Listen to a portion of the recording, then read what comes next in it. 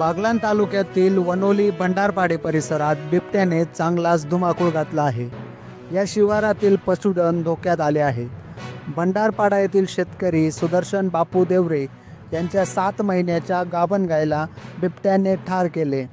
सुदर्शन देवरे यांच्या गायीवर 3 महिन्याच्या अंतरावर दुसऱ्यांदा हल्ला झाला. या परिसरातील शेतकऱ्यांचं पशुधन एक एक करून बिबट्या फस्त करत आहे. त्यामुळे परिसरात भीतीचे वातावरण पसरले आहे.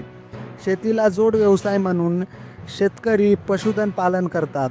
मात्र बिबट्याच्या अशा हल्ल्यामुळे आधीच संकटात सापडलेला शेतकरी पुन्हा एकदा आर्थिक संकटात सापडत आहे.